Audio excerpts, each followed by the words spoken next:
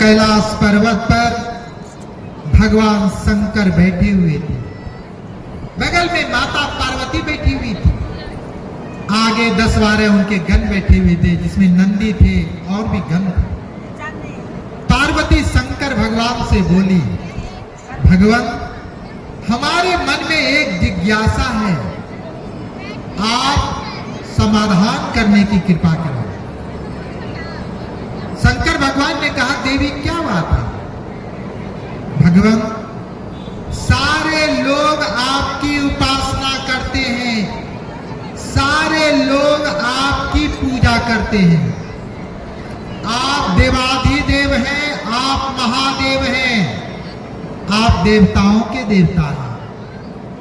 आप तो इतने सुप्रसिद्ध हैं कि सारे राक्षस लोग भी आपकी उपासना करते हैं। लेकिन मैं जब भी आती हूं तो मैं देखती हूं आप किसी न किसी की उपासना करते रहते हैं।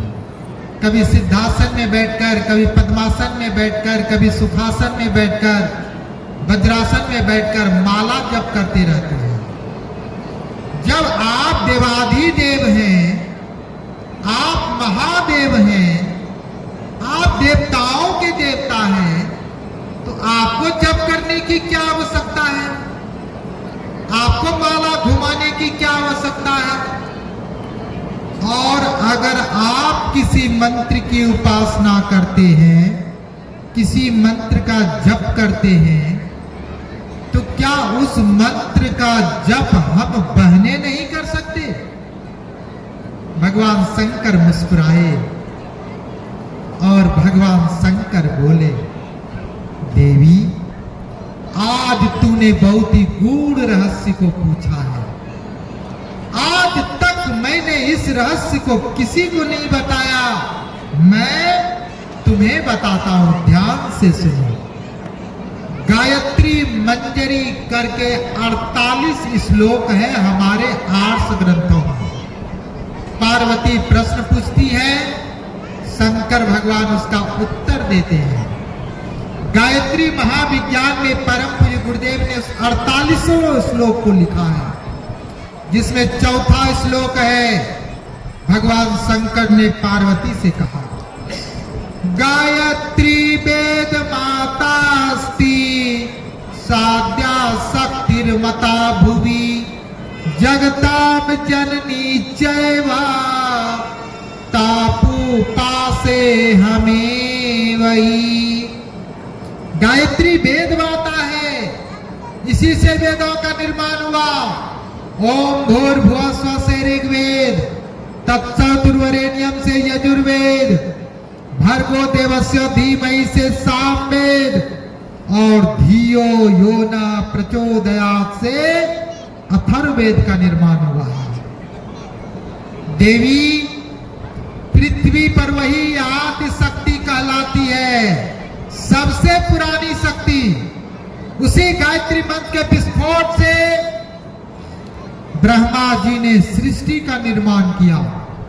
इसीलिए गायत्री महामंत्र को बीज मंत्र कहा जाता है। सृष्टि बीज जग जननी भवानी काल रात्रि वरदा कल्याणी। क्योंकि ब्रह्मा जी ने गायत्री मंत्र के विस्फोट से सृष्टि का निर्माण किया, इसीलिए इस विश्व ब्रह्मांड के जर्रे जर्रे में गायत्री की सत्ता समाई हुई है। इस संसार में जो भी समस्या है, उसका समाधान अगर कोई व्यक्ति करना चाहता है, उसे गायत्री की शरण में जाना चाहिए। एक रहस्य की बात बताता हूं, देवी ध्यान से सुनो। महामंत्र जिते ने जग माही को गायत्री सम नाही। इस विश्व ब्रह्मांड में जितने भी मंत्र हैं, गायत्री के समान जप करने वाला मंत्र और कोई नहीं है, कोई नहीं है। हे देवी, जो सिर्फ मेरी उपासना करता है, मेरे मंत्र का जप करता है, मेरे मंत्र की उपासना के द्वारा परम तत्व का अधिकारी बनना चाहता है देवी, वह कभी भी परम तत्व का अधिकारी नहीं हो सकता। मेरी उपासना करने वाला रावण हुआ, वेद ज्ञान उत्तम कुल पाया, फिर भी रावण असुर कहाया। मेरी उपासना करने वाला ही रावण हुआ, कुंभकर्ण हुआ, मेघनाथ हुआ, भस्मासुर हुआ, जरासंध हुआ, दुर्योधन हुआ, दुशासन हुआ। युद्ध भूमि में सबका सब मारा गया। मेरी उपासना करने वाले भगवान राम भी हुए। गायत्री की दोनों विद्या थी, बला विद्या, अति बला विद्या।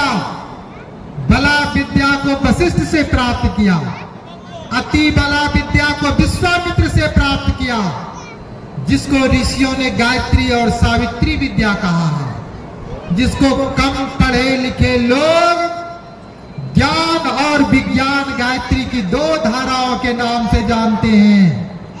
भगवान राम के पास दोनों विद्या थी। विजय श्री की माला को अपने गले में डाल दिया। इसलिए हे देवी, जो मेरी उपासना करता है, मेरे मंत्र का जप करता है, लेकिन मेरे मंत्र के जप करने के साथ साथ गायत्री महामंत्र की भी उपासना करता है, मैं उस पर बहुत प्रसन्न होता हूं और परम तत्व का अधिकारी बना देता हूं। क्यों? क्योंकि तापू पासे हमें वही, मैं भी उसी की उपासना करता हूं, उसी की उपासना से मैं महादेव बना हूं। इसलिए हे देवी, मेरी उपासना करने वाले, मेरे मंत्र के जप करने वाले व्यक्ति को गायत्री महामंत्र से दीक्षा लेकर उसकी उपासना अवश्य करनी चाहिए। क्यों? क्योंकि गायत्री मंत्र गुरु मंत्र है। अगर कोई गुरु किसी शिष्य को दीक्षा देता है तो गायत्री मंत्र की दीक्षा दे। क्यों? क्योंकि गायत्री मंत्र गुरु मंत्र है और सारे के सारे नाम मंत्र हैं। ओम नमः शिवाय शंकर का नाम आया, नाम मंत्र है। ओम नमो भगवते वासुदेवाय, वासुदेव का नाम आया, नाम मंत्र है। ओम नमो हनुमते, हनुमान का नाम आया, नाम मंत्र है।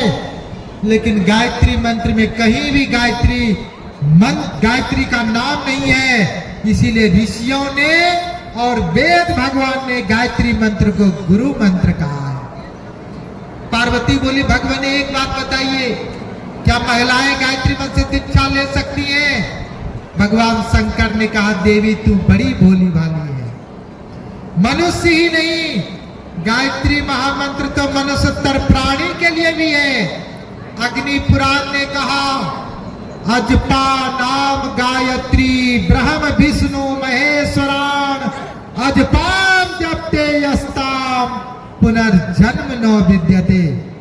अजपा गायत्री ब्रह्मा विष्णु एवं शंकर की शक्तियों से परिपूर्ण है। अजपा गायत्री के जप करने वाले का कभी भी पुनर्जन्म नहीं होता, आवागमन के चक्र से छूट जाता है। इसी को आर्य समाज के संस्थापक स्वामी दयानंद सरस्वती ने कहा, the power of soul can be enhanced by only one root with Gayatri mantra, कि जीवनी शक्ति को एक और केवल एक ही मार्ग से आगे बढ़ाया जा सकता है, अर्थात गायत्री महामंत्र। भाइयों बहनों, कबीर दास और कमाल दोनों साथ साथ जा रहे थे। एक जगह गए, कबीर रुक गए तो कमाल भी रुक गया। कबीर दास रोने लगे तो कमाल हंसने लगा। कबीर ने कहा, कमाल तू हंस क्यों रहा है? कमाल ने कहा कि नहीं, पहले आप बताइए, आप रो क्यों रहे हैं? तो कबीर दास ने कहा, चलती चाकी देख कर दिया कबीरा रोए, दो पाटन के बीच बीच में साबुत बचा न कोई। अरे कमाल, मैं इसलिए रो रहा हूं, मैं देख रहा हूं सामने जो बूढ़ी अम्मा बैठी है, चाक चला रही है। दो भाग हैं, एक नीचे है एक ऊपर है। चने का गेहूं का पूरा दाना उसमें डालती है। हजारों भागों में लाखों भागों में वह विभक्त होता हुआ चला जा रहा है। ठीक इसी प्रकार आज के सांसारिक मनुष्य कामना वासना अहंता तृष्णा रूपी दो चाक के बीच में पिसता हुआ चला जा रहा है। मनुष्य का अस्तित्व बचेगा कि नहीं, यही सोच के मैं रो रहा हूं। अब तू बता, तू हंस क्यों रहा है? कमाल ने कहा, गुरुदेव आप देख नहीं रहे कि ऊपर वाला जो चाक का भाग है एक कील के सहारे घूम रहा है, और कील के इर्द गिर्द अगर एक आध दाना सटा हुआ रह गया, बाल न बाका करी सके जो जग बैरी हो। आपने ही तो कहा था अनास्था का घोर संकट छा जाए, पति को पत्नी के प्रति आस्था नहीं रहे, भाई को भाई के प्रति आस्था नहीं रहे, माँ को बेटे के प्रति आस्था नहीं रहे, एक देशभक्त को अपने राष्ट्र के प्रति आस्था नहीं रहे। संक्रमण काल के ऐसे समय में व्यक्ति को गायत्री महामंत्र रूपी कील का सहारा ले लेना चाहिए। आदि गायत्री सुमर के आवागमन नसाय, सत्य लोक बासा करे, कहत कबीर समझाए। आदि गायत्री सुमर के, जब से सबसे पुरानी शक्ति गायत्री है, उसके सुमरन करने से आवागमन नसाय, आने जाने की प्रक्रिया समाप्त हो जाती है। 84 लाख योनियों में भ्रमण करने की प्रक्रिया समाप्त हो जाती है। सत्यलोक में वासा करे, वह स्वर्ग में वास करता है, कहत कबीर समझाए। कबीर ने अपने शिष्यों को समझा कर कहा। पार्वती बोली, भगवान एक बात बताइए, क्या महिलाएं गायत्री मंत्र से दीक्षा ले सकती हैं? भगवान शंकर ने कहा ले सकती है। अरे गायत्री मनुष्यों के लिए ही नहीं, मनुष्यतर प्राणी के लिए भी है। भारत तो एक ऐसा देश है जहां का कौवा का घुसुंडी गायत्री मंत्र की उपासना करता था, जहां की गिलहरी गायत्री मंत्र की उपासना करती थी, जहां का बंदर हनुमान गायत्री मंत्र की उपासना करता था, दिन भर मांस मछली खाने वाला गिद्ध जटायु गायत्री मंत्र की उपासना करता था, भालू गायत्री मंत्र की उपासना करता था। भारत तो एक ऐसा देश है, आप दीक्षा ले सकती हैं, कोई दोष नहीं है। कौन दीक्षा देगा? भगवान शंकर ने कहा मैं दूंगा। और इतिहास में सबसे पहला अगर दीक्षा किसी ने दिया, भगवान शंकर ने। किसको? माता पार्वती को। किस मंत्र की? गायत्री महामंत्र की। इसीलिए भगवान शंकर को आदि गुरु कहा जाता है। इस संसार का सबसे पहला अगर गुरु कोई हुआ, भगवान शंकर हुए। पहली शिष्या माता पार्वती, और पार्वती का जीवन धन्य हो गया, पार्वती अमर हो गई। भाइयों बहनों, पार्वती बोली भगवान एक बात और बताइए, जो बहने गायत्री मंत्र से दीक्षा लेगी फायदा क्या होगा? भगवान शंकर ने कहा सबको फायदा होगा। घर भर सुख प्रद लहे कुमारी, विधवा रहे सत्य व्रत धारी। भाइयों बहनों, शंकर भगवान ने कहा अगर कोई कुमारी कन्या गायत्री मंत्र से दीक्षा लेकर विधिवत उपासना करती है, घर भर सुख प्रद लहे कुमारी, उसको घर भी बढ़िया मिलता है, वर भी बढ़िया मिलता है। घर भर सुख प्रद, सुख देने वाली लहे लाती है कुमारी, कुमारी कन्या। पूरा का पूरा तो गायत्री चालीसा है, परम पूज्य गुरुदेव ने नहीं लिखा है। भगवान शंकर ने पार्वती को बताया और गणेश भगवान ने लिखा है पूरा का पूरा गायत्री चालीसा। उसी गायत्री चालीसा में भगवान शंकर ने कहा घर भर सुख प्रद लहे कुमारी, विधवा रहे सत्य व्रत धारी। कोई अगर विवाहित बहनें दीक्षा लेती हैं तो अथत सुहाग सदा सुखदाई। उसका सुहाग अक्षत बना हुआ रहता है। सावित्री गायत्री मंत्र की उपासना करती थी। पति सत्यवान मर गया, जमराज लेने के लिए आए, जमराज से लड़ गई। जब से मैंने गायत्री मंत्र से दीक्षा ली है, बिना प्रक्रिया के मैं नियमित उपासना करती हूँ। और गायत्री मंत्र से दीक्षा लेने वाले व्यक्ति को कभी भी पतन नहीं होता है, उसका हमेशा उत्थान ही होते रहता है। और कोई भी बहने विधवा नहीं होती है। सत्यवान की आत्मा को लौटाना मेरे पास ना है, इतिहास साक्षी है, सत्यवान की आत्मा को लौटाना पड़ा। इतना ही नहीं, घर की भारी चिंता हो, आशा की कहीं कोई किरण दिखाई नहीं पड़ रही हो, ऋषियों ने कहा घबराने की बात नहीं है। शंकर भगवान ने पार्वती से कहा, गृह कलेश चित चिंता भारी, नासे गायत्री भय हारी। घर की भारी चिंता हो, समाधान नहीं हो रहा हो, गायत्री की शरण में जाइए। गायत्री सारी समस्याओं का समाधान करके पारिवारिक जीवन को खुशियों से भर देने वाली चेतना का नाम है। भाइयों बहनों, परम पूज्य गुरुदेव एक बड़ी ही मार्मिक घटना सुनाया करते थे कि बेटा, एक बुढ़िया थी। बचपन से ही शंकर भगवान वाला जो मंत्र ओम नमः शिवाय है ना, उसकी उपासना क्या करते थे। बचपन बीत गया, जवानी चली गई, जब उसकी प्रौढ़ावस्था आई तो उसके मन में विचार आया कि किसी गुरु से चल करके दीक्षा ले लेनी चाहिए। क्यों? क्योंकि गुरु के बिना ज्ञान की प्राप्ति नहीं होती है, व्यक्ति को मुक्ति नहीं मिलती है। एक गुरु के पास में गई और बोली, गुरुदेव हमें दीक्षा दे दीजिए। तो ठीक है बेटी, तू कल स्नान करके आना, मैं गायत्री मंत्र की दीक्षा दे दूंगा। गुड़िया बोली, नहीं नहीं, मुझे गायत्री मंत्र की दीक्षा नहीं चाहिए। तो मुझे जो शंकर भगवान वाला मंत्र ओम नमः शिवाय है ना, उसी की दीक्षा चाहिए। क्यों? क्योंकि मैं बचपन से उसी के मंत्र का जप करती आ रही हूं। उनके गुरु ने कहा, देख बेटी, अरे शंकर भगवान ने खुद कहा है तू मेरे मंत्र का जप कर, लेकिन दीक्षा गायत्री मंत्र की ले ले। क्यों? क्योंकि गायत्री मंत्र गुरु मंत्र है। नहीं नहीं, मुझे दूसरी मंत्र की दीक्षा चाहिए। देख बेटी, गायत्री मंत्र सद्बुद्धि का मंत्र है।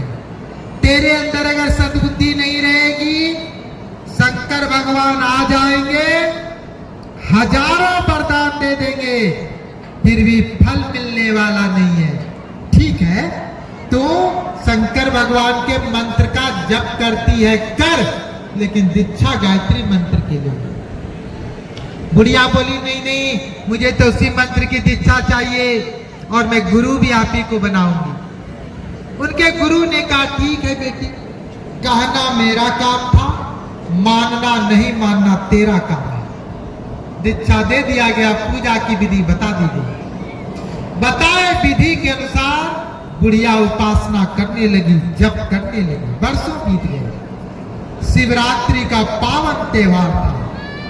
रात के 12 बज रहे थे, बुढ़िया की उपासना चल रही थी। मोटी मोटी माला बुढ़िया के दोनों हाथों में थी और ताबड़तोड़ जप किए जा रहे थे। शंकर भगवान प्रकट हुए और शंकर भगवान बोले, बेटी वरदान मांग, तुम्हें क्या चाहिए। बुढ़िया आंख बंद किए हुए ही बोली, आप कौन हैं?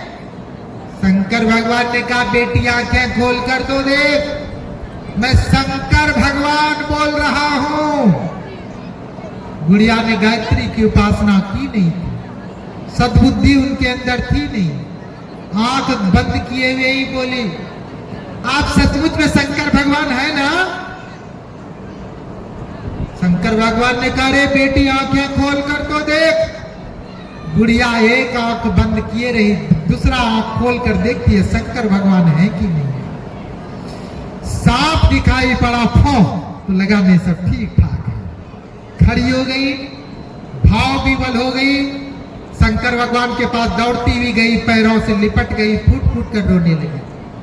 शंकर भगवान ने कहा, बेटी आज औपचारिकता के लिए हमारे पास समय नहीं है। शिवरात्रि का पावन त्योहार है, दुनिया में हमारे करोड़ों भक्त हैं, सबके पास जाना है, जो मांगना है जल्दी मांग। अब बुढ़िया हड़बड़ा गई, मांगे तो क्या मांगे। बुढ़िया बोली, शंकर भगवान 10 मिनट का समय दीजिए, आप ऐसे हड़बड़ाएंगे तो थोड़ी ही काम चलेगा, एक तो बड़ी मुश्किल से आए हैं और ऐसे हड़बड़ा देंगे तो सब गड़बड़ी हो जाएगा। हमें 10 मिनट का समय चाहिए। क्यों? मैं घर में सलाम मशविरा करके आती हूँ। तेरे घर में कौन कौन है? 3 लोग हैं। एक मेरा बूढ़ा पति है, 70 साल का, बां पैर में लकवा मार दिया है, पैरालिसिस मार दिया है, लाठी के सहारे खट खट करके चलता है। एक मेरा 35 साल का बेरोजगार लड़का है और एक मैं हूं। 3 लोग हैं।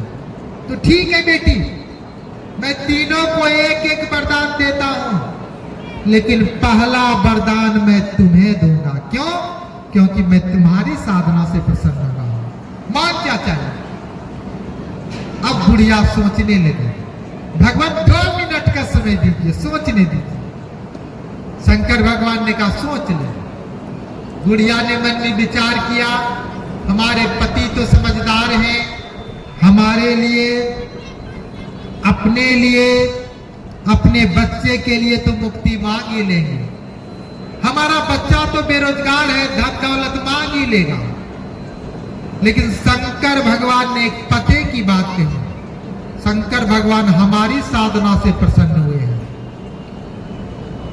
तो पति जो वरदान मांगेंगे मुक्ति वाला, उसका लाभ तो हमें मिल जाएगा, लेकिन बेटा जो धन दौलत मांगेगा उसका लाभ हमें नहीं मिल पाएगा। क्यों? क्योंकि हम तो ऐसे ही बूढ़े हो गए हैं, एक पैर तो ऐसे ही कब्र में लटका हुआ है, कब टें बोल जाएंगे कहना मुश्किल है। इसीलिए वरदान ऐसा मांगना चाहिए कि बेटा जो वरदान मांगेगा धन दौलत, उसका भी उपभोग कर ले और मरने के बाद स्वर्ग के ताले की चाबी भी हमारे पास नहीं। मन में विचार आया कि बूढ़ी हो गए हैं तभी तो मरने का डर है। एक काम करते हैं, फिर से एक बार जवानी मांग लेते हैं। फिर मन में विचार आया, देने वाले तो शंकर भगवान हैं, धन दौलत का उपभोग करेंगे तो थोड़ी सी सुंदरता भी मांग लेते हैं। फिर मन में विचार आया, जब देने वाले शंकर भगवान है तो थोड़ी सुंदरता क्यों मांगी जाए, क्यों नहीं पूरी सुंदरता बटोर ली जाए। शंकर भगवान के पास इठलाती ही गई, बोली भगवान आप सचमुच में हमसे प्रसन्न है ना? तो शंकर भगवान ने कहा, हाँ बेटी, जो मांगेंगे दे दीजिएगा ना? हाँ बेटी। गुस्साएंगे तो नहीं ना?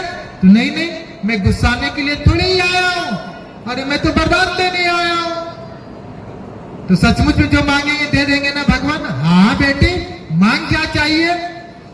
तो इठलाती भी गई, हाथ जोड़कर बोली, हे शंकर भगवान, यदि आप हमसे प्रसन्न हैं तो हमें 40 साल की विश्व सुंदरी ऐश्वर्या राय बना दीजिए।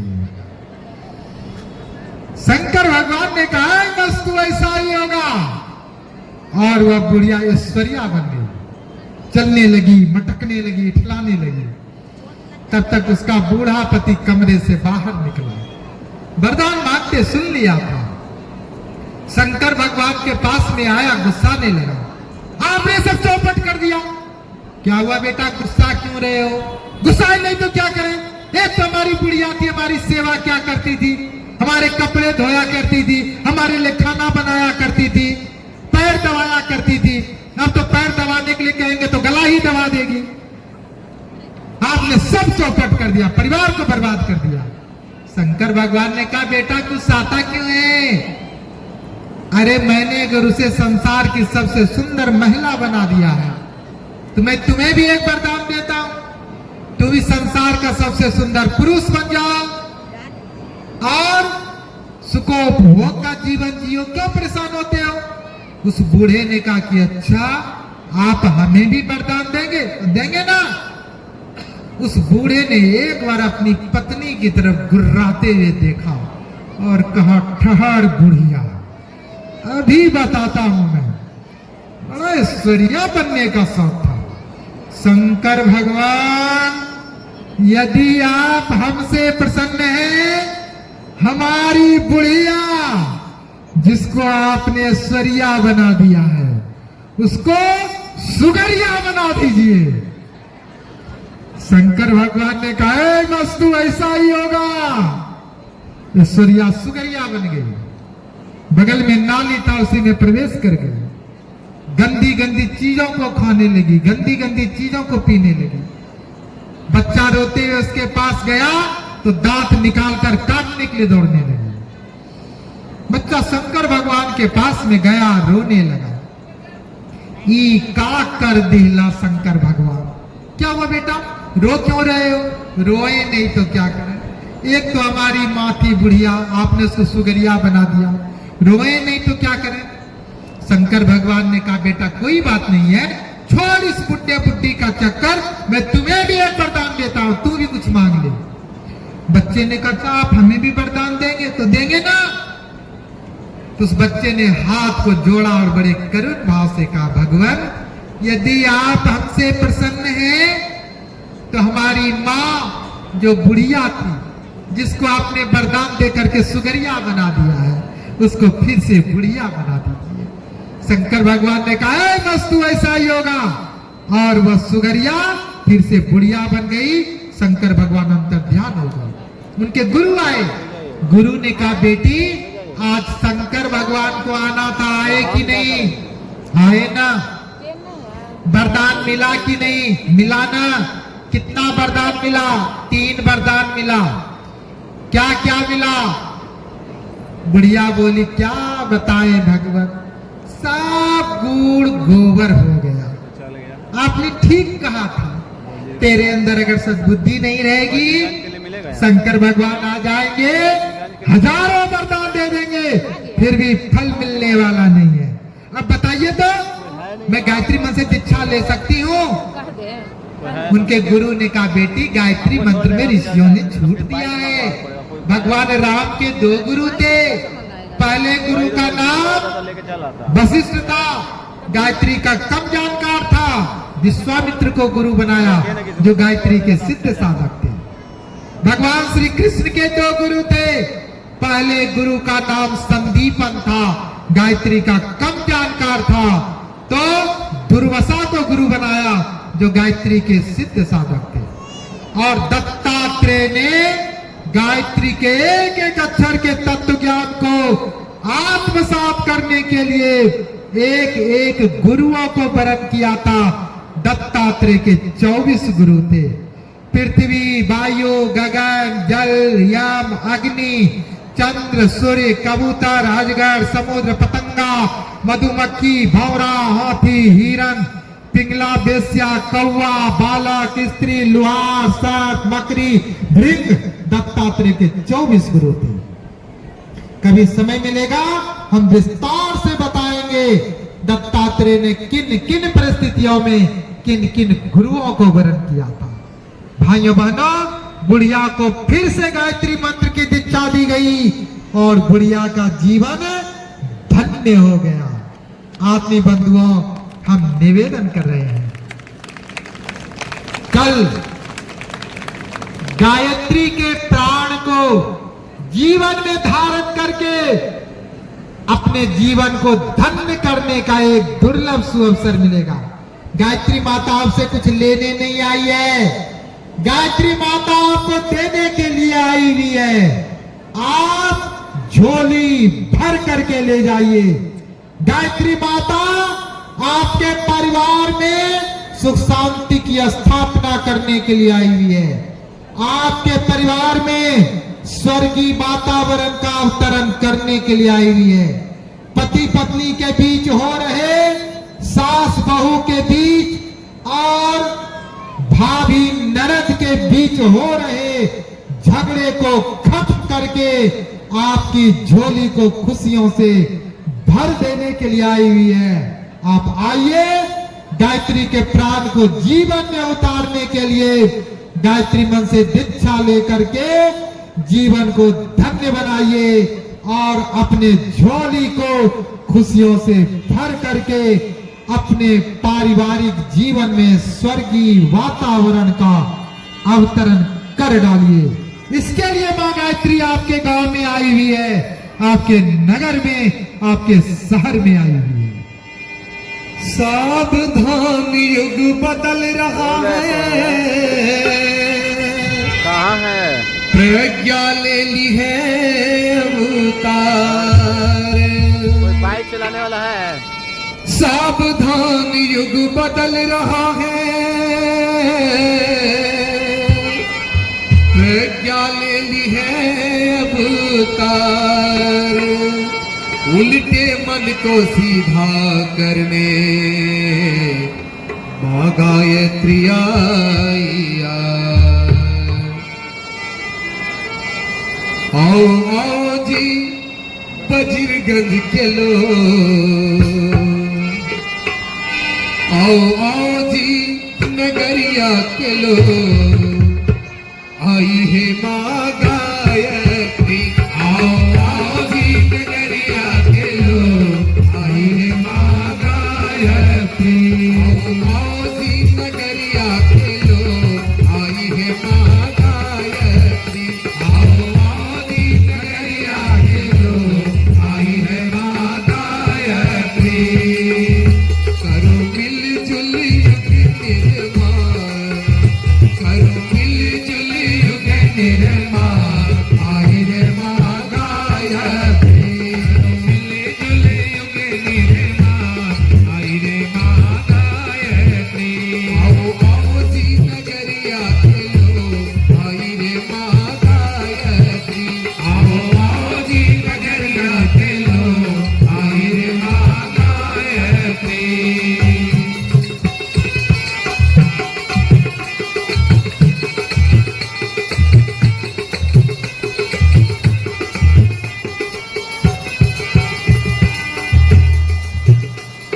सास बहू करती है झगड़ा, बेटा बाप लड़ाई।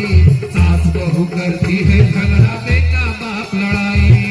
आप लोग बड़े अच्छे हैं, सासू भी आई हुई है और बहू भी आई हुई है। सास बहू को देख रही हो, बहू सास को देख रही है। यार आप लोग अच्छे हैं और लेकर के भी आई हैं सास बहू को। सबका ध्यान बहू पर है, झगड़ा नहीं करते आप लोग, बड़े अच्छे आप लोग हैं। वजीरगंज में ऐसा नहीं होता है। सास बहू करती है झगड़ा, बेटा बाप लड़ाई। सास बहू करती है झगड़ा, बेटा बाप लड़ाई। जो ताली नहीं बजा रहे देखिए गुस्सा से है। सास बहू करती है झगड़ा, बेटा बाप लड़ाई। सास बहू करती है झगड़ा, बेटा बाप लड़ाई। आज बना है जानी दुश्मन अपना सगा भाई। आज बना है जानी दुश्मन अपना सगा भाई। ये घर घर की कहानियां, ये घर घर की कहानियां, आए है मां गायत्री। है गाँव की नगरिया के लोग, आई है मां गायत्री। आओ आओ की सहरिया के लोग, आई है मां गायत्री।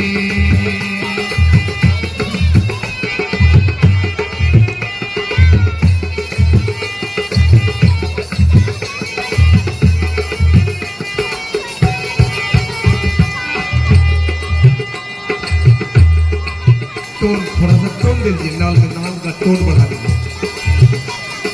जिंदे माता और पिता को रोटी नहीं खिलाते।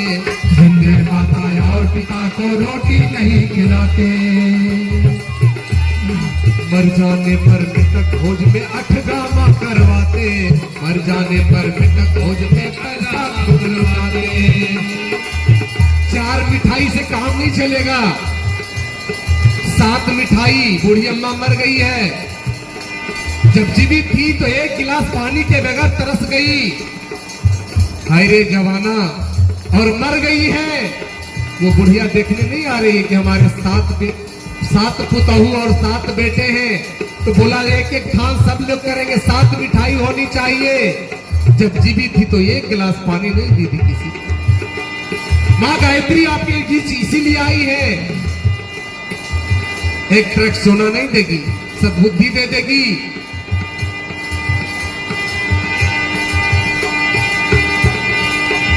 जल गई कितनी बहू रानिया, कैसी तेरी बुद्धिमानी याद आई है माँ गायत्री, तेरी बुद्धिमानी याद आई है माँ गायत्री। आओ आओ जी नगरिया के लोग, आई है माँ गायत्री। आओ आओ जी नगरिया के लोग, आई है माँ गायत्री। मिलजुल युग निर्माण, आई है माँ गायत्री। करो मिलजुल युग निर्माण, आई है माँ गायत्री।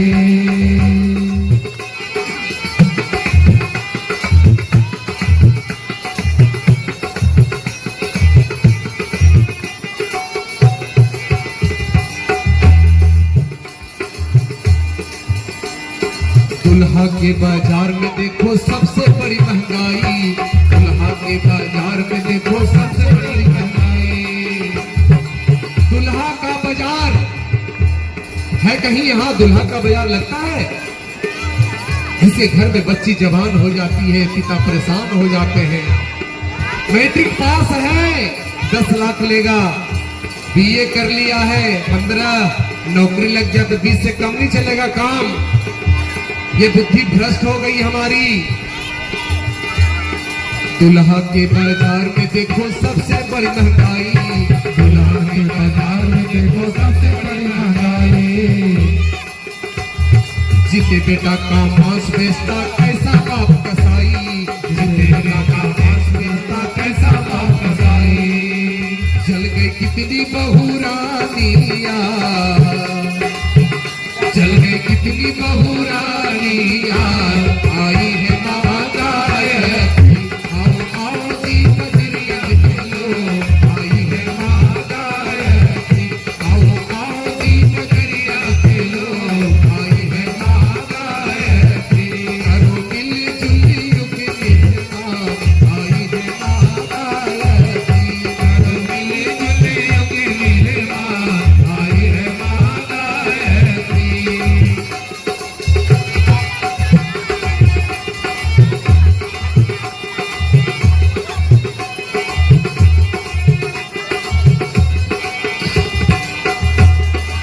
बहनों भाइयों, ये गीत तो है पर एक संकल्प शक्ति है इसमें जागृत होती है। आप तमाम माताओं बहनों से एक प्रार्थना है, आइए इस गीत के साथ एक संकल्प लेते हैं। लगता है कि सामाजिक कुरीति है ये और इसको हमको वज्रगन से भगाना है, तो एक संकल्प हमारे साथ ले लीजिए। हम बदलेंगे। अब एक हाथ उठ रहा है, हम बदलेंगे, युग बदलेगा। कुछ हाथें उठी है, कुछ सोच रहे नहीं हम अभी अपने बेटा का दहेज लेकर छोड़ेंगे, तब हाथ उठाएंगे। हम बदलेंगे, युग बदलेगा। आधा और बच गया, इधर में बच गया है, हम तो खाएंगे। हम बदलेंगे, युग बदलेगा। सुधरेंगे, युग सुधरेगा। हम बदलेंगे, युग बदलेगा। हम सुधरेंगे, युग सुधरेगा। हम बदलेंगे, युग बदलेगा। आज लगाओ नारा, हम बदलेंगे, युग बदलेगा। आज लगा लो नारा। व्यक्ति और परिवार बदल कर बदलो भारत सारा, व्यक्ति और परिवार बदल कर बदलो भारत सारा। होगी बड़ी मेहरबानिया, होगी बड़ी मेहरबानिया, आई है माँ गायत्री। आओ जी नगरिया के लोग, आई है माँ गायत्री। आओ जी नगरिया के लोग, आई है माँ गायत्री। आई है माँ गायत्री, आई है माँ गायत्री।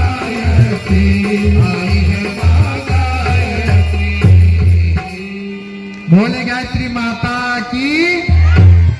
हमारी बहनें तो ताली बहुत अच्छा बजाती हैं, जोर से बजाती हैं, लेकिन ऐसे बजाती हैं जैसे लगता है कि मकई पक रहा है।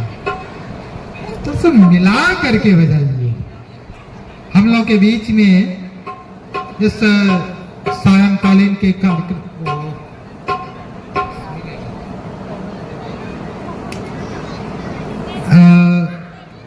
सायंकालीन के कार्यक्रम का उद्घाटन करने के लिए मुख्य अतिथि के रूप में हमारे कार्यकर्ता भाइयों ने आमंत्रित किया है। संतोषी गुप्ता जी हैं, श्री मुरारी प्रसाद गुप्ता जी हैं। कार्यकर्ता भाइयों बहनों से निवेदन करेंगे उन्हें स्वसम्मान मंच पर लेकर के आए और चंदन तिलक करके कलावा बांधकर परम पूज्य गुरुदेव परमंदनीय माता जी का उनके कर कमलों से पूजन करवाएं। तदुपरांत यहाँ पर उद्घाटन दीपक रखा हुआ है, उसका भाव भरा प्रज्वलन किया जाएगा। सबसे पहले चंदन लगाएं, तिलक लगाएं, माल्यार्पण करें और साथ ही साथ परम पूज्य गुरुदेव परम वंदनीय माता जी का पूजन करेंगे। ओम स्वस्ति नः इंद्रो वृद्धश्रवाः स्वस्ति नः पूषा विश्ववेदाः स्वस्ति नस्तारक्षो अरिष्टनेमि स्वस्ति नो बृहस्पतिर्दधातु ओम भूर्भुवः स्वाहा तत्सवितुर्वरेण्यं भर्गो देवस्य धीमहि धियो यो नः प्रचोदयात्। माँ गायत्री अनिष्टों से रक्षा करें, ऐसी कामना भावना करते हुए रक्षा सूत्र बांधिए। ओम व्रतेन दीक्षामाप्नोति दीक्षायाप्नोति दक्षिणाम् दक्षिणा श्रद्धामाप्नोति श्रद्धया सत्यमाप्यते श्रद्धया सत्यमाप्यते। आइए सम्मान करने के उपरांत दीपक को जलाइए। ओम अगनेनाय सोपथाराय अस्मान विश्वानि देववयोनानि वेदान यो यो धस्म जोहरानमेन भूयिष्ठं तेनम् ओक्तिं विधेम। ओम भूर्भुवः स्वः तत्सवितुर्वरेण्यं भर्गो देवस्य धीमहि धियो यो नः प्रचोदयात्। बोले गायत्री माता की जय, यज्ञ भगवान की जय, वेद भगवान की जय।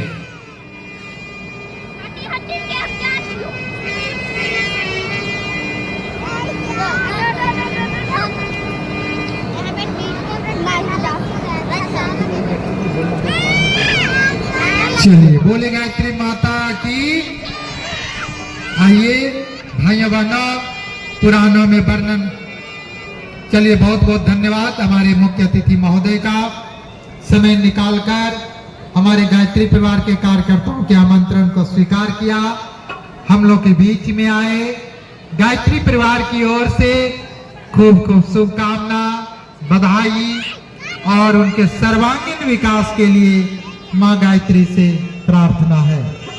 आत्मी बंधुओं, पुराणों में वर्णन मिलता है कि एक बार वैकुंठ लोक में भगवान विष्णु बैठे हुए थे।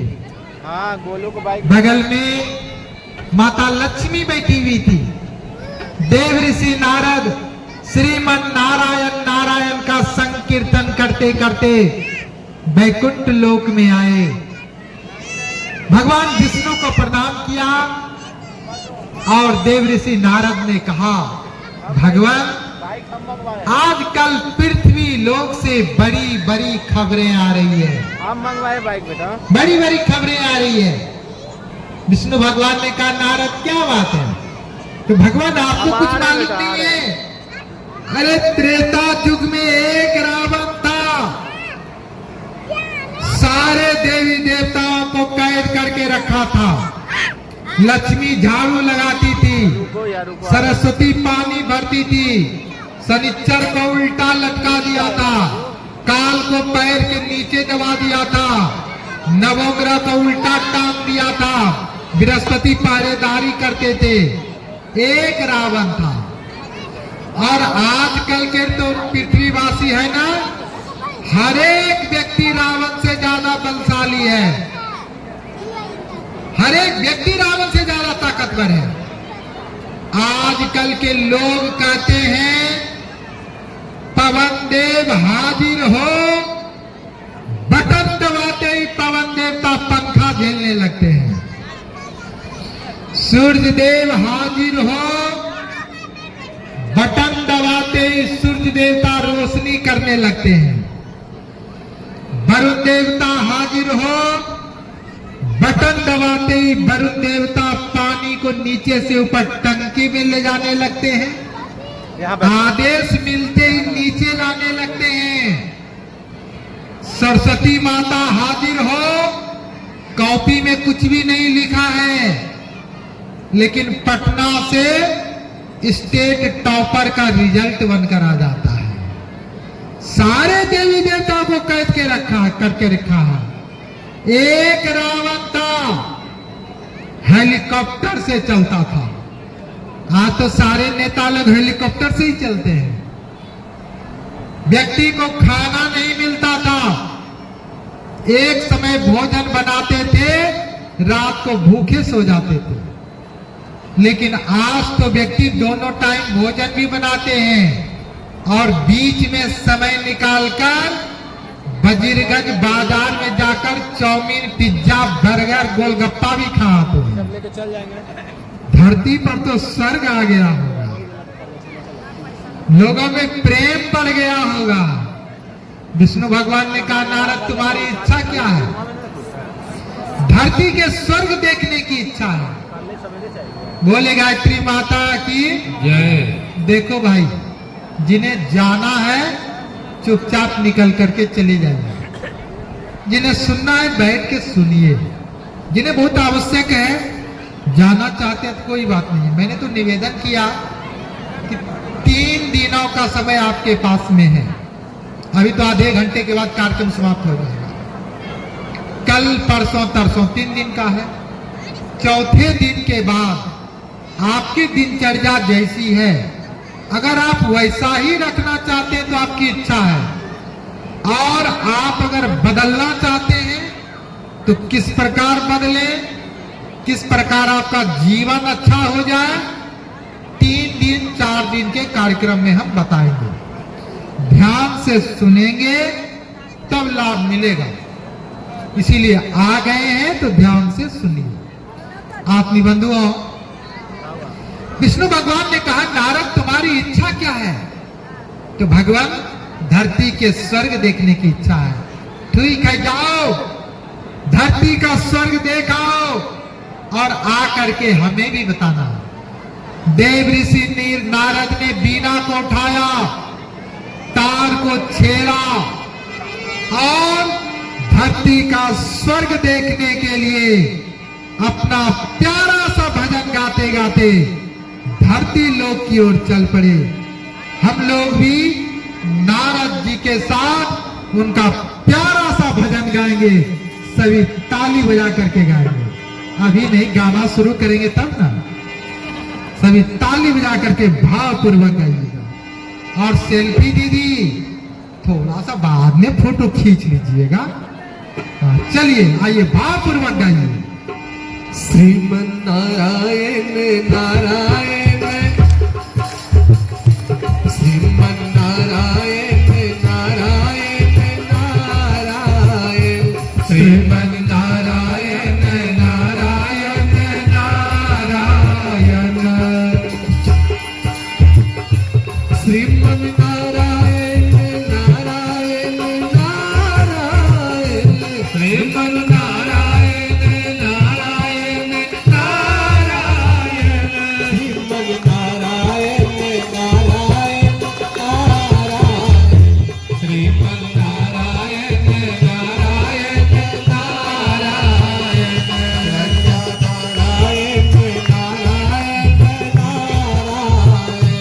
प्रज्ञा नारायण नारायण नारायण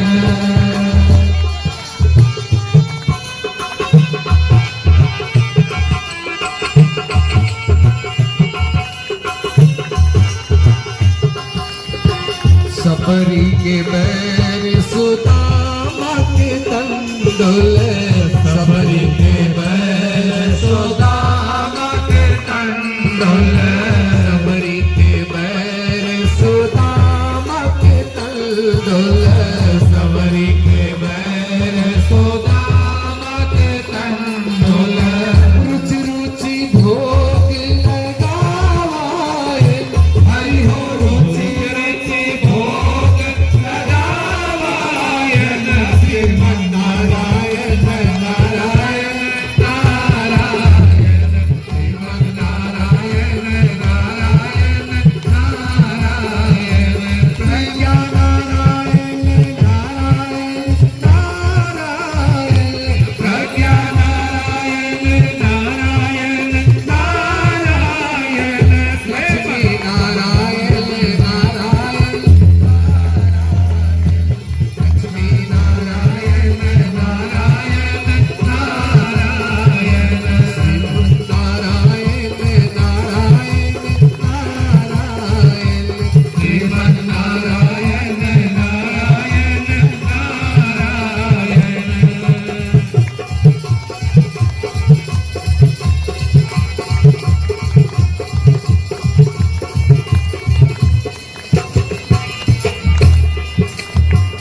गज और गाहल रे जल भीतर गज और गाहल रे जल भीतर गज और गाहल रे जल भीतर गज और गाहल रे जल भीतर लरत लरत गज नारायण हरि हो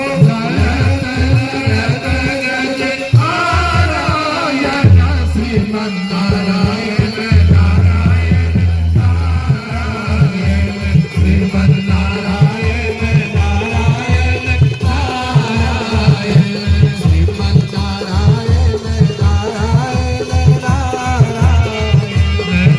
श्रीमन्नारायण नारायण नारायण श्रीमन्नारायण नारायण नारायण श्रीमन्नारायण नारायण नारायण लक्ष्मी नारायण नारायण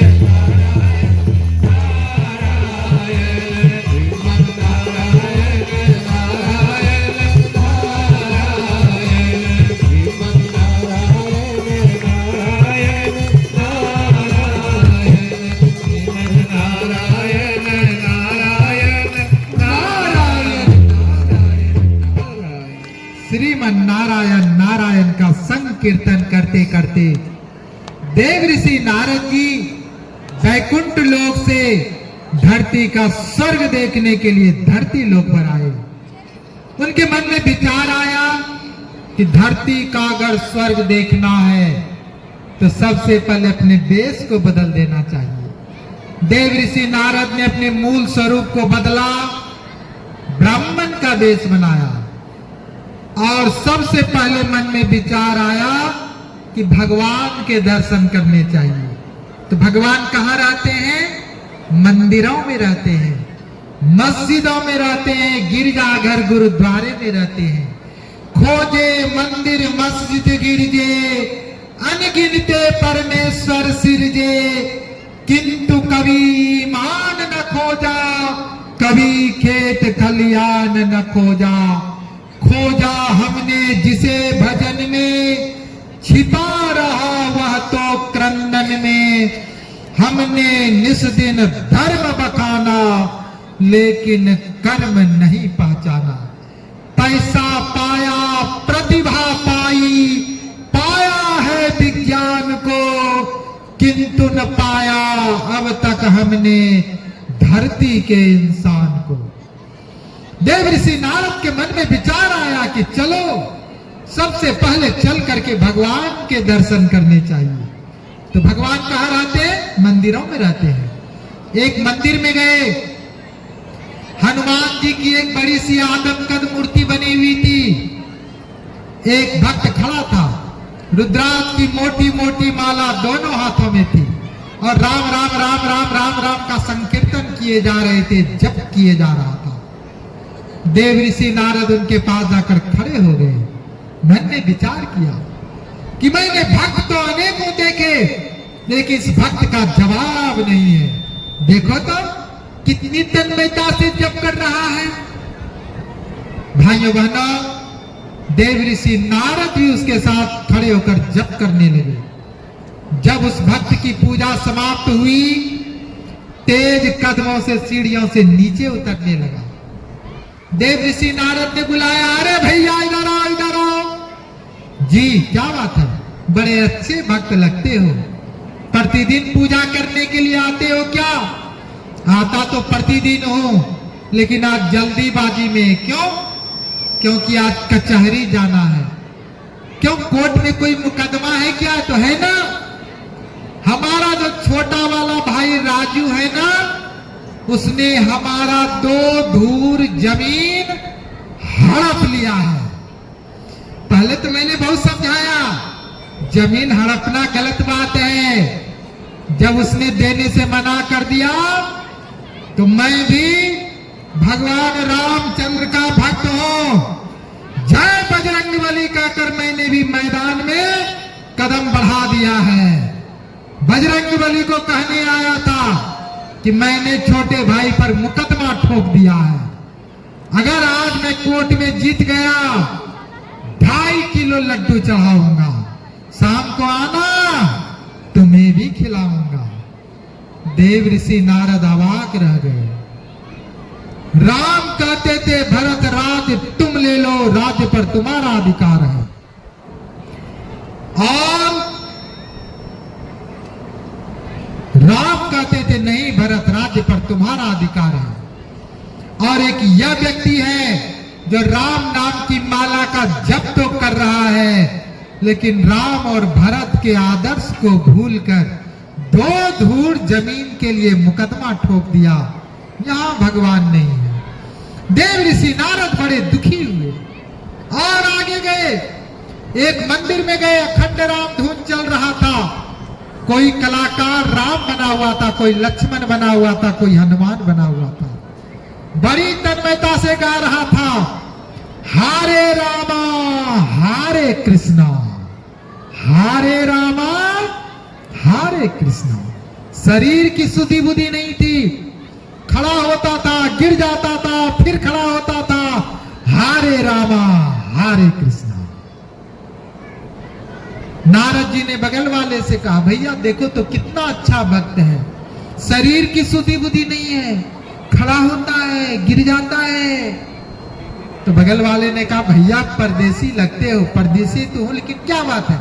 अरे ये कोई भक्त वक्त नहीं है। तो चलो पीछे चल करके ड्रेसिंग रूम में दिखाता हूं। ड्रेसिंग रूम में गए, लेकर गए नारद जी को। एक छोटा सा छेद था, पर्दे से झांक कर नारद जी ने अंदर का दृश्य देखा। जो हनुमान बना हुआ था दौड़ते हुए आया, जय श्री राम, अरे जल्दी से हमारा नाश्ता लाओ। कौन वाला नाश्ता? अरे वही लंबा वाला खंभा। एक बार विदेशी दारू पिएंगे, सबको झुमा देंगे।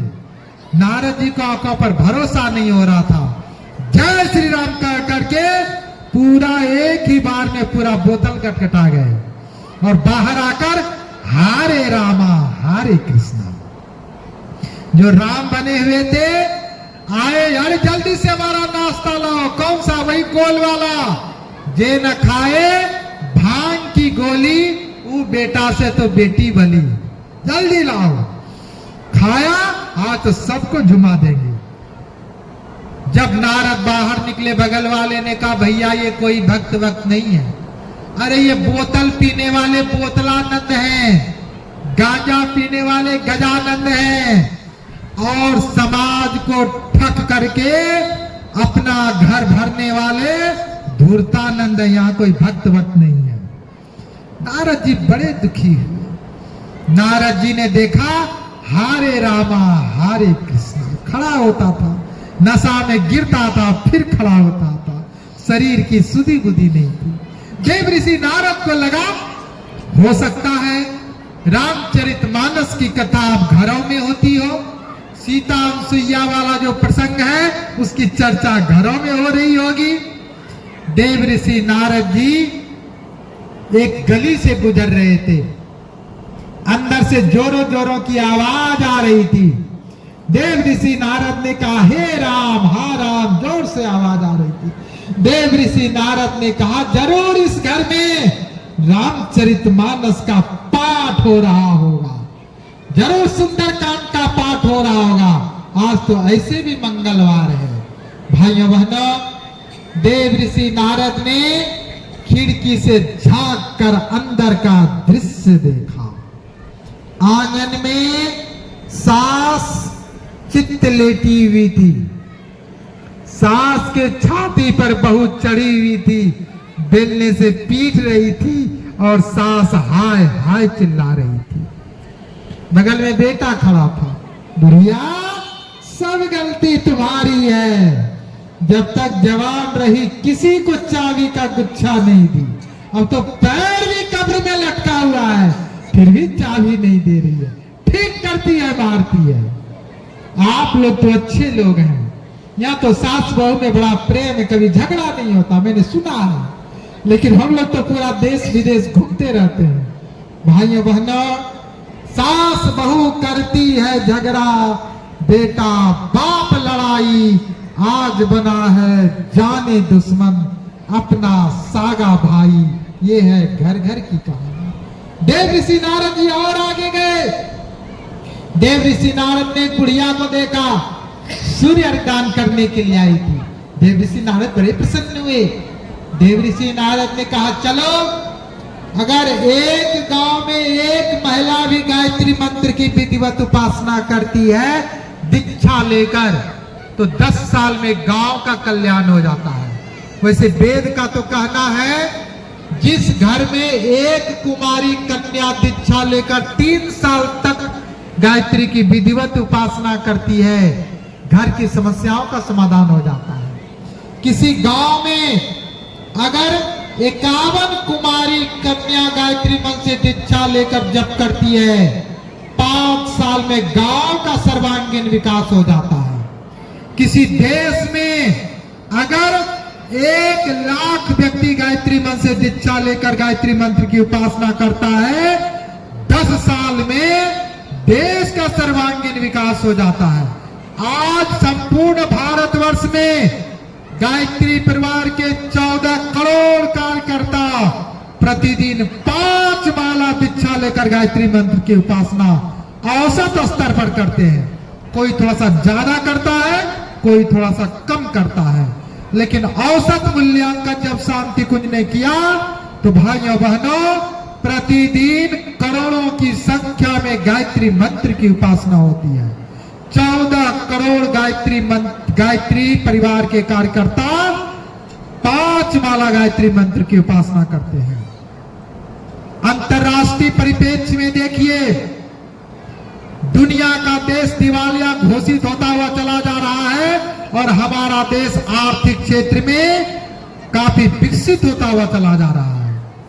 वेद भगवान ने कहा, भाइयों बहनों, देव ऋषि नारद बड़े प्रसन्न हुए। देव ऋषि नारद ने कहा बुढ़िया को तो प्रणाम करना चाहिए। देव ऋषि नारद बुढ़िया के पास जो ही जाने के लिए आगे बढ़े, त्यों ही देव ऋषि नारद के कानों में बुढ़िया की खनकती हुई आवाज आई, हे सूर्य भगवान, हमें कुछ नहीं चाहिए, बस एक इच्छा है, बस आपने में सब कुछ दिया है, लेकिन हमारा जो पड़ोसी है ना, बहुत बदमाश है, नारियल खाता है, छिलका हमारे आंगन में फेंक देता है, संतरा खाता है और कभी कभी तो मैं आंगन में खड़ी रहती हूँ, निशाना बनाकर हमारे माथे पर फेंक देता है, बड़ा बदमाश है। हम ये नहीं कहते कि उसका घर 3 महल का है, हमारा घर आप 4 महल का बना दीजिए, मैं ऐसा वरदान नहीं मांगता। बस एक बार ऐसा भूकंप लाना, ऐसा भूकंप लाना, हमारी झोपड़ी गिर जाए तो कोई बात नहीं, पड़ोसी का 3 महला जिससे वह संतरा का छिलका फेंकता है, बचना नहीं चाहिए। भगवान, पड़ोसी जो है ना बड़ा बदमाश है। ये तो मैंने बाएं तरफ वाले पड़ोसी के बारे में बताया, दायां तरफ वाला पड़ोसी तो और बदमाश है। उसका बेटा है ना, उसके बेटे को दहेज में हीरो होंडा मिला हुआ है, हमारे घर के बगल से गुजरता है ना, हॉर्न बजा बजा करके चिढ़ाता है। बस हम ये नहीं कहते कि हमको 4 व्हीलर गाड़ी दे दीजिए, एक काम करना गायत्री माता, एक बार ऐसा एक्सीडेंट करा देना, ऐसा एक्सीडेंट करा देना कि हमारा जो बच्चा साइकिल से चलता है उसकी एक एक नट बोल्टू अलग हो जाए तो कोई बात नहीं, लेकिन पड़ोसी का हीरो होंडा बचना नहीं चाहिए। आदमी आदमी को सुहाता नहीं, आदमी से अरे डर रहा आदमी, हाल इतना बुरा है कि विश्वास भी आदमी पर नहीं कर रहा आदमी। भारतवर्ष के 99% व्यक्ति दूसरों के सुख को देखकर दुखी था, अनास्था का घोर संकट छाया हुआ था। नारद जी और आगे गए, एक लाश को देखा, 4 व्यक्ति के हाथ में हथकड़ियां लगी हुई थी, 4 व्यक्ति रोते हुए, छाती पीटते हुए, दहाड़ते हुए आ रहे थे। लाश के साथ रोने वाली बात तो नारद के समझ में आई, लेकिन हथकड़ी वाली बात समझ में नहीं आई। देव ऋषि नारद ने बगल वाले को पूछा, भैया लाश के साथ रोने वाली बात तो समझ में आ रही है, लेकिन ये हथकड़ी वाली बात समझ में नहीं आ रही है। बगल वाले ने कहा, भैया परदेसी लगते हो, परदेसी तो हूं, लेकिन क्या बात है? अरे ये जो लाश है ना, एक नववधू की लाश है, 6 महीने पहले शादी हुई थी, लड़की के बाप ने बेचकर दहेज में सब कुछ दिया, लेकिन एक रंगीन टीवी नहीं दे पाया। एक रंगीन टीवी के लिए पति ने अपने बीवी को जला दिया। वही नववधू की लाश है, 6 महीने पहले शादी हुई थी। ये 4 व्यक्ति रोते हुए जो आ रहे हैं ना, एक लड़की की माँ है, एक लड़की की बहन है, लड़की का भाई है, लड़की का बाप है, और 4 व्यक्ति के हाथ में जो हथकड़ियां लगी हुई है ना, लड़की का पति है, ननद है, सास है, देवर है, इसी सब ने मिल करके जलाया है। देव ऋषि नारद ने समाचार पत्र को पलटा, एक भी दिन ऐसा नहीं मिला जिस दिन दहेज के लिए किसी रीता गीता सीता को भारतवर्ष से घर से निकाला नहीं गया हो, जलाया नहीं गया हो।